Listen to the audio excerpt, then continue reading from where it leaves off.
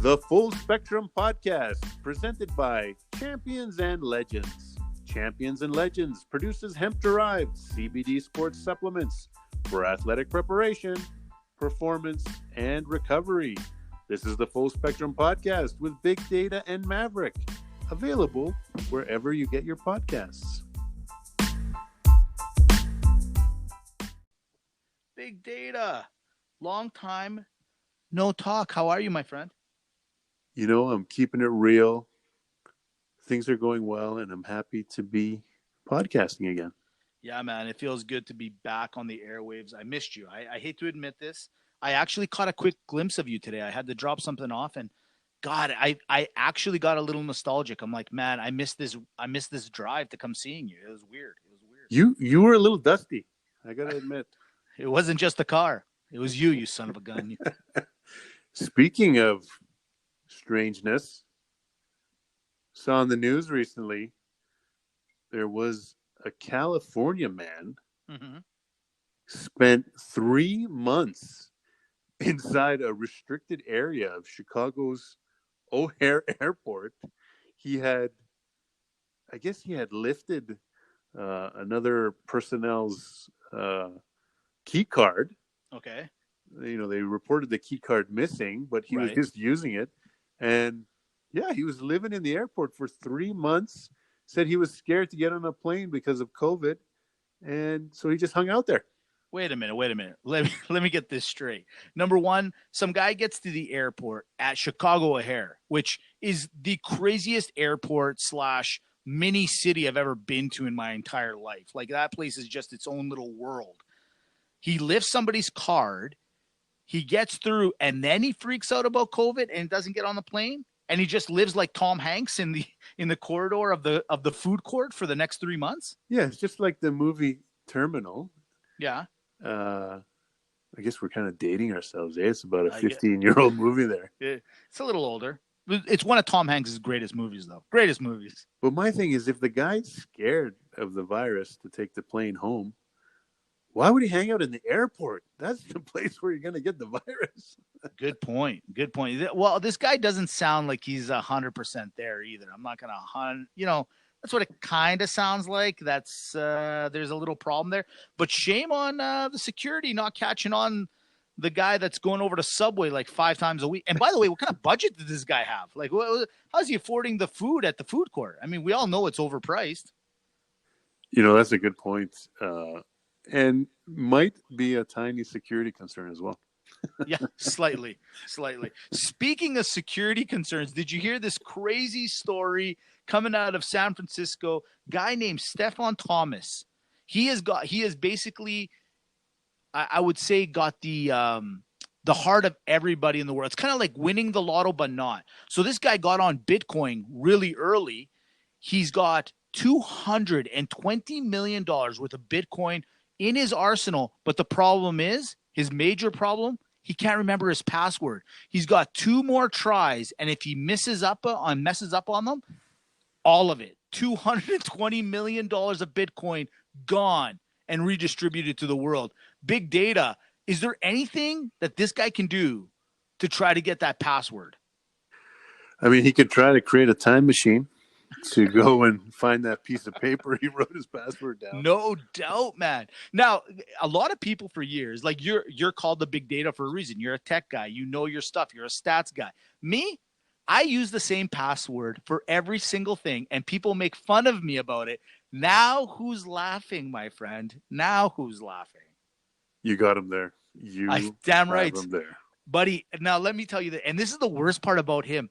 If he messes up on his 2 more tries, he's like, okay, I got 2 more tries. I think these might be it. And he ends up missing it up. He can't call the bank and go, you guys screwed me over. He can't yell at his wife. He has no one to blame but himself.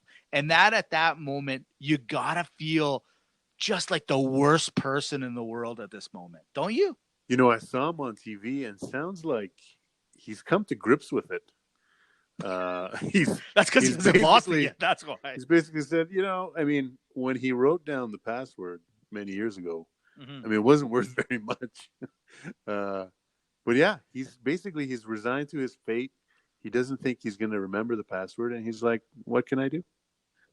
All I ask is that somehow this hard drive, like when he messes up the second try and it's about to delete all that money, it shows you what the password was, and it's something like Stefan Thomas 123. You know what I mean? Like I just want it to be like, oh yeah, that's right. Like I think it would just be comical, and then maybe at the end of it, he will feel better about it. I hope it's I hope it's like Bitcoin1234 is the password. Oh man, it would just crazy story there.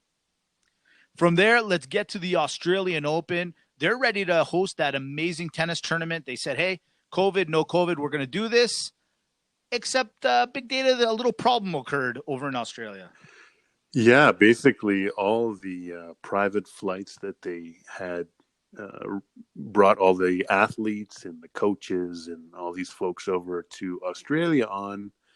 Well, some folks on the plane had the virus, and now all the players, coaches, whatever type of dignitaries traveling are all quarantined in their hotel rooms. A lot of them are whining pretty badly that, these rules are excessive. Their hotel rooms don't have balconies. They can't leave their room. And so they're making a lot of videos where they're practicing tennis inside their rooms, and they're doing exercises, and basically they're going crazy. So it's not a good situation. Some of the folks are whining. The Australian public's not too happy about it. And the government basically said, too bad. You're here. You're under our rules, and deal with it. Yeah, no doubt. Here's my theory to the whole situation is, okay, tennis gods, you guys all made it out to Australia to play in this amazing tournament that you guys, really want to showcase the world how amazing you guys are. However, here's the thing. You can't get to the greens. You can't get to the clay courts. Ping pong tournament. Boom. Get that whole foyer ready to go, and you guys get down there and just clickety-clackety back and forth. I think this could be the greatest Australian Open that anyone's ever seen, and I guarantee you the ratings through the roof. Change the whole game up. COVID's changed up for everyone else. No different for the guys. Make it a ping pong tournament. Are you in, Big Data? I was born ready for that. Let's do it. Awesome. All right. It's time for Driving the Lane with Big Data, everyone's new favorite segment. Crazy week. Literally, what was it? 24 hours after last week's podcast, the NBA world was turned upside down. Yeah, well, what can we say? James Harden trade. It finally happened. Basically, there was a revolt on the Rockets. Harden basically said there's no way this team can win. The whole locker room was mad at him. I think even during their last game, people were they were giving him sideways looks, and they were you could tell it was a huge mess.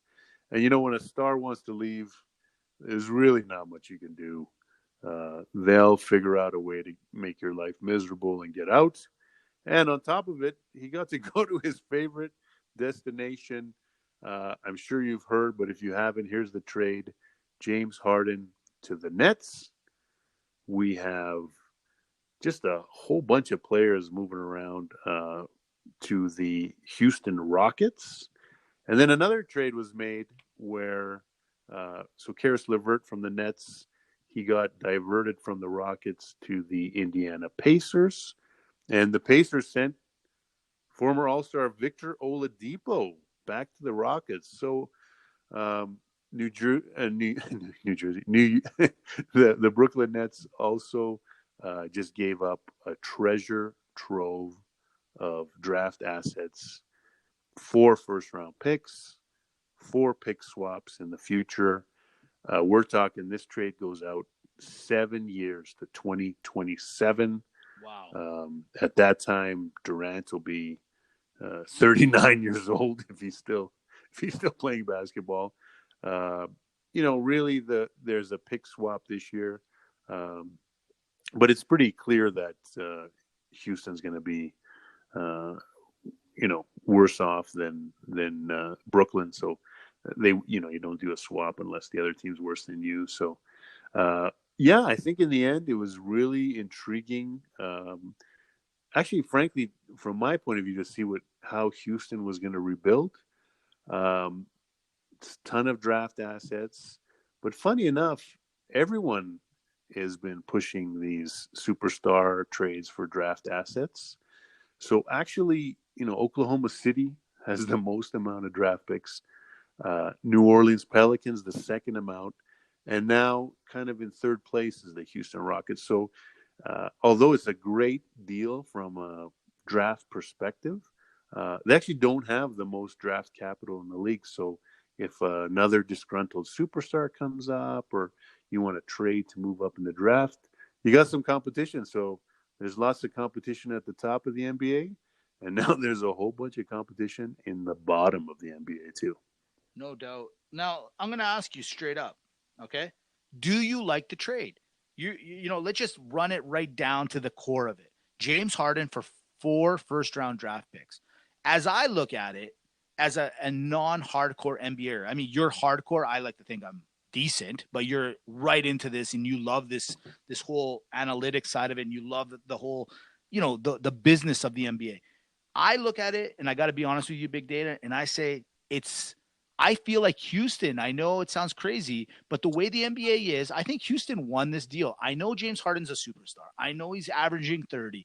I know sometimes I wear my heart on my sleeve, and I'm like, you know what? Get rid of him. Good riddance. Get out of here.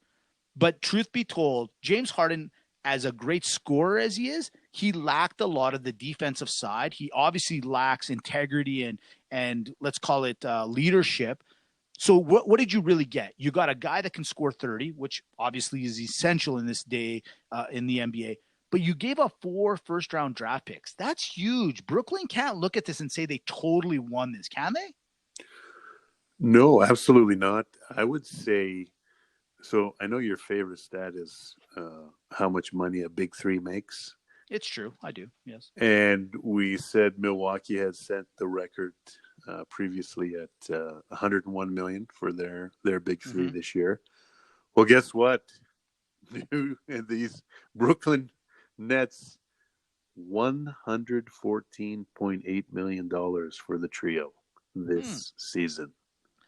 Compared to the Milwaukee Bucks, not actually bad a deal. It's not that bad a deal. Not Yes, bad at all. it's only 13 million more. Yeah. So here's the deal: the depth of the Nets has been decimated. They don't have a lot of avenues to add players in the future, but they will have the veterans, the buyout market, the guys that will come for $1 million to chase a championship.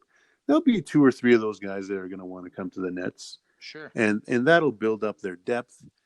I mean, they one of the players they traded out was their center, Jarrett Allen, um, and he's a good upcoming player. And then the backup center, who wasn't really playing all that much, and the only reason he's on the team is because he's really good friends with Durant and Irving, is DeAndre Jordan. Right. And now they pay DeAndre Jordan $10 million a year for just to be their friend. Basically, Yeah. he's He's not a the great greatest bench guy. He's a he's great not the bench greatest guy. player. He's a little long in the tooth. He's an excellent defensive rebounder. He's really good if you throw a lob to him. Outside of that, he's really not that good. Does he try on defense? Sometimes. He's not great in the pick and roll game, offensively or defensively, really, other than those rim runs. And basically they're going to have a hole in the middle, so they're gonna have to play Durant at center a bit. But having said that, these guys could legitimately score 125 points a night. Right. And will will the other team score 120? Probably. But I think over the course of a season, I think you're going to find these three guys really figure it out. And right now, LeBron and Durant are the two best players in the NBA, I believe, still. Anthony Davis is right in that conversation, too. Harden's not far behind. Irving's not far behind. So, putting them together looks like Durant can adapt any way you want to play offensively. And I'll just give you a little bit of a stat here. ESPN has a rating that they use. Basically, it adds up all the good things you do on offense. So it's points, rebounds, steals, and then also blocks, field goals made, free throws, and it has a few different weightings. They weight assists and blocks a little more, and then they minus some things from you, like they'll minus turnovers. Uh, they take this stat of field goals attempted minus field goals made, free throws attempted minus field goals made, and they come up with this number.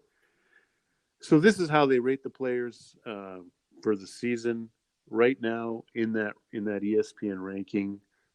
So far this year, Durant's third, Harden's fifth, Irving's seventh. So you have three of the top seven players that ESPN has rated on the same team. I think if you were in a 7-game series with these guys and you told your team, okay, you got to try and keep these guys under 125 a night, and you've got to score 125 a night, outside of the Lakers and possibly, the Clippers, maybe the Milwaukee Bucks, is a tall order. So you've put this team, they're in the top 3 or 4 teams in the league right now with this collection of talent. You can withstand an injury to one of these 3 guys and still be a really good team, which really no other team can say. So, yeah, I got to say, you're giving up a lot. I mean, the Nets did this before with Garnett and Pierce, and it cost them for so many years when it went south on them. Mm-hmm. But this time, I think it could work out a little bit differently. Well, here's my whole thing, and maybe call me a stick in the mud, but here's the whole thing. As much as I love Harden going there for the dramatic purpose, like the storyline that'll follow, you got a big storyline that's already happening right now. Kyrie is just kind of left the reservation. He, on one end, he doesn't show up. He doesn't tell the coaches what's going on. I feel like Brooklyn did this as an insurance policy more than anything else. They're like, we really wanted him, but now let's really go get him because we don't know what Kyrie's up to. If Kyrie can get himself set and back to his normal self, yeah, you got the greatest threesome in the NBA. There's no doubt. No one can match up. No one can even get close to these guys. And if they start playing in harmony, then yeah, let's call it what it is. You're right. 125, 130 points a game. No one can touch these guys. I don't care. The other teams would have to play the best game of their night to average what these guys do on a daily, correct? So on that end, I'm down with you. But to be honest, okay, you're mortgaging your future for today. And really, at the end of the day, I think that the Brooklyn Nets, if they don't win the championship within that time period of where these contracts lie, they're done. They're gonna go right back to the bottom. They literally took all their chips, big data, they put it on black, and they said, okay, let's see what happens here. And that could win or not. But at the end of the day, wow, big play, really exciting stuff. And thanks for all the insight. That's going to be fun to watch. And I'm curious. And I mean, it's already working. The other day I saw, what was it? They both hit Durant and Harden hit over 30 points each in their last game. So yes, I mean, it's starting to form into what you said. I get it. So, you might be right. And if you want to say, I mean, in the end, why not go all in? You're the Brooklyn Nets. What have you ever done for the longest time since? You got to go back to like when the Nets were an ABA team with Dr. J to say that they were, they had a few moments here with the Vince Carter, Jason Kidd, whatever. But, in the end, if you're the Nets, why not go all in? And unfortunately, though, I still think, and I think most people think the Lakers are still the favorite, but they're right in the conversation now. Well, 100%. You're absolutely right. Take that for data. With that being said, and you use the right words, all in. Last week, NFL, divisional playoffs, great weekend. The Final Four, if you will, were played, and it was a great weekend of football. I really enjoyed myself. Let's start big data with Green Bay, the greatest team of all time, taking on the LA Rams in Lambeau Field. I watched the game. I loved the game. Green Bay had this. I mean, there was times where it might look like LA might get back into it, but Green Bay right now, and without me being a little biased, they look like the most dominant team in the NFL. They really did. Without Aaron Donald seeming 100%, the Rams just aren't the same. Jalen Ramsey looked like he just lost his head Devontae Adams got the best of him. He was yelling at his teammates. Just overall, a really sour taste in your mouth if you're a Rams fan. And Packers look fantastic. They look great. Let's jump over to the other game. It was Buffalo versus the Ravens. A lot of people had this one pegged as the game of the week, and maybe not. It ended in a small score, like 17-9 at the end, and it was Lamar Jackson getting knocked out of this game. It was the Buffalo faithful pulling through, and it was defense by Buffalo that ended up winning this game. What did you think of Buffalo knocking off the Ravens last week? Yeah, the Bills Mafia, they stifled Lamar Jackson. The defense just looked out of this world. And the Ravens, frankly, they looked pretty inept. They were a one-trick pony, and the show was over pretty fast. Absolutely. And the NFL last week going into the Sunday games had a huge sigh of relief. Patrick Mahomes, Cleveland Browns. I love this game. It was a little back. It was a little forth. It was a little here. It was a little, and a little piece of you in the bottom of your gut said Cleveland might actually pull this game off with Mahomes out. Still, we'll get into that in a couple of seconds here. Cleveland ends up losing. Kansas City, bottom line, Chad Henne for MVP. What did you think of that game? I just got to say, if the Cleveland Browns can't win that game against the Chiefs, then it's going to be a long journey till they're ever a Super Bowl worthy team. It was all set up there for them. It was all on a platter for them to take the upset. Everyone would have just said, "Oh, Mahomes got hurt," and of course Cleveland won. And nope, they couldn't do it. And unfortunately, a successful Browns season ends with a sour note. And then the NFL says, "Hey, you want a little cherry on top of this wicked Sunday of divisional football? Let's give you the Saints, Drew Brees, one of the greatest passers of all time, versus Tom Brady, the GOAT of the NFL." Great game, and it was defense that ended up winning this one. A lot of people had this one pegged as a 35-34 football game. It was close, but it was Tom prevailing and knocking Mr. Breeze off his pedestal in New Orleans. Thoughts on the game? Yeah, so this game, should have been sponsored by the AARP. We had a couple senior citizens in at quarterback. They didn't quite put on a show. Huge disappointment for the Saints, who had beaten the Bucs during the regular season home game, and they just couldn't do it. It was a close game till the end, but of course, 14th NFC championship game for Tom Brady.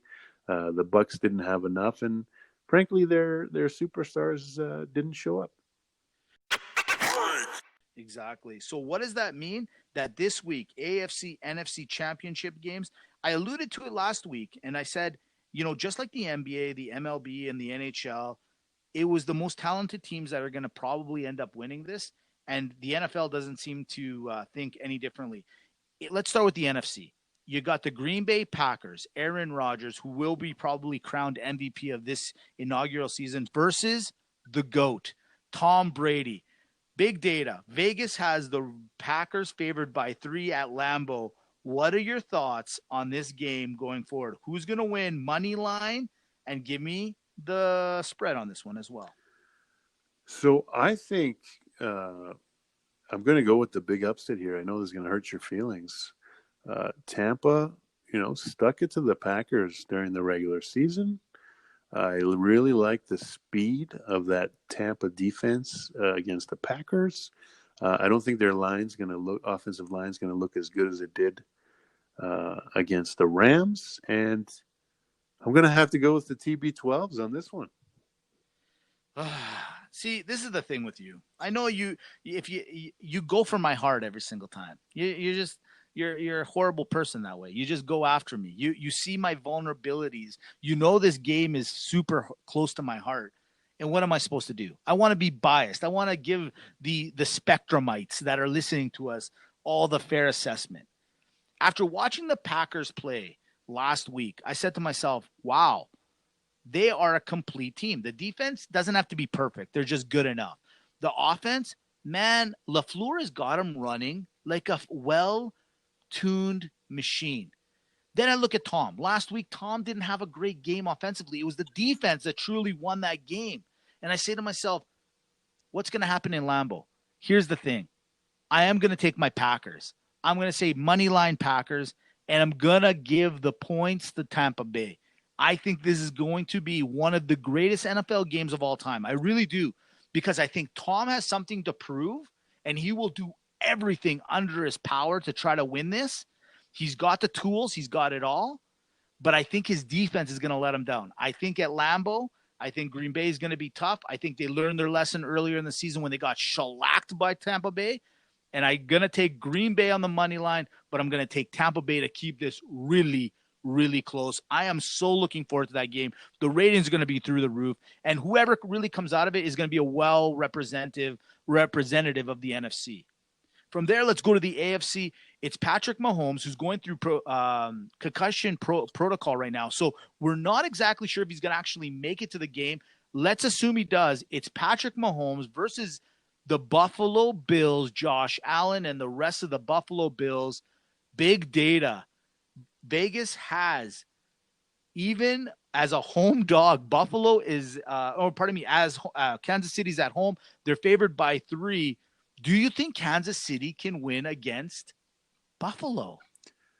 So I'm going to go ahead and say, of course, they can win, but I'm going to go with the Bills Mafia here. I just feel that we have this momentum in Buffalo. They're a super tough team. I know Mahomes is a superstar. We talk about him every single week on this podcast. Yes. But, his marbles got messed up the other day. He looked like, I'm glad they didn't let him back in the game. Poor guy took a huge his head hit the ground and he was wobbly. I don't know how soon he can come back from that and be, the super smart, aware, unafraid player that he normally is. I think he's not going to be that. I think he's going to be something we haven't seen before. And I'm guessing he's going to play, and I don't think he's going to play that great. And I think you need to play really good to beat these Buffalo Bills. They're basically one, Hail Mary away from winning 12 games in a row. They're on fire. And I'm going to take Josh Allen and the Mafia. Damn. I'm not going to lie to you. As you were talking, I literally was writing some notes down, and I crossed out Buffalo. I crossed out KC. I went back and forth. I can't figure this game out, and I'll tell you why. The only thing that scares me about Buffalo, the only thing, is that from a defensive point of view, I feel like they're equal with KC. So put that one as a 0, like a wash. From an offensive point of view, KC slightly better because they have a running back that might be able to break it open. Over the last couple of weeks, Buffalo has no run game. So if KC can shut down that passing game of Buffalo, which I'm not saying is going to be easy to do, but at least KC has a little bit more of a balanced attack. I got to take KC, and I'm going to take the points. I think from my perspective, it's going to be what the NFL wants. It's going to be Green Bay versus Kansas City. But I really like your matchup. You got a Tampa Bay, Buffalo. Buddy, either which scenario, I would be super pumped to watch. I mean, how cool would it be to watch Tom versus Mahomes? I mean, every scenario, every which way you want to play this game would be an amazing Super Bowl. The NFL has done it again, and we're going to get ourselves an amazing Super Bowl either which way.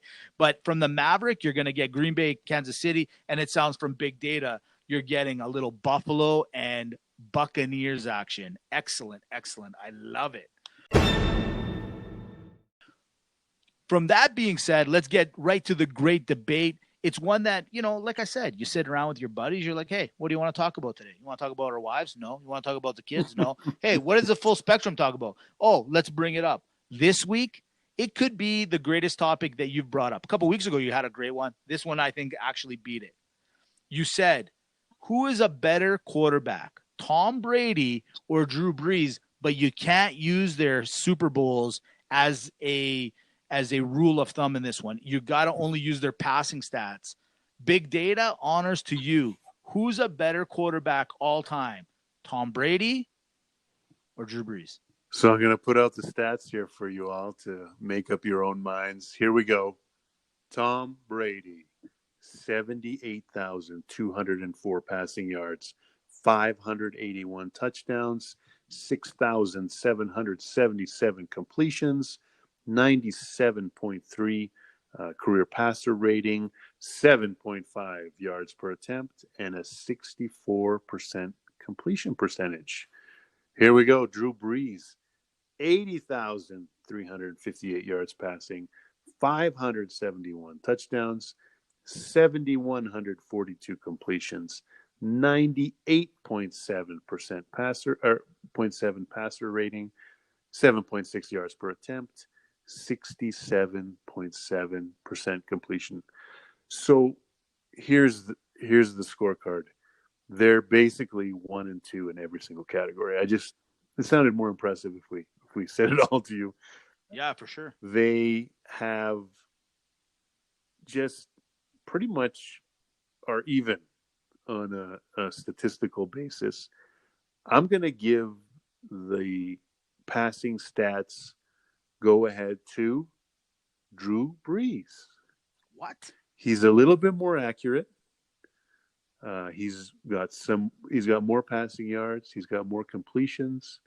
They're the same pretty much in everything else. Brady has a few more touchdowns. In the end, though, if you look at the stats, and you could say, Brady didn't have the greatest cast around him for a lot of years. Neither did Drew Brees. So, yeah, in the end, I think as a pure passer, I'm going to have to go with Brees. You know what? Here's my whole thing. I'm going to go with Tom, and this is the simple reason why. And I know a lot of people might think, well, you're kind of edging towards the Super Bowls, and it's not. I just feel like watching that and I hate using kind of the last game they played, but I'm going to actually throw this at you. There was a video where Tom Brady was talking to Drew Brees at the end of the game. They're on the sidelines, Drew and him are talking in their street clothes, and one of Drew's kids came over and gave him the ball and asked Tom to throw him the pass. And the pass that he threw to the kid in the end zone, the one brother went up to go pass it, and he missed, and the kid caught a beautiful touchdown pass in the corner. The pass was beautiful. I guess what it really comes down to is Tom, even at 43 years old, man, still throws a beautiful ball. He still has that. He can work with anybody. He seems to just be able to get the best out of the best. And maybe that's because of the way he was coached in New England and so on and so forth.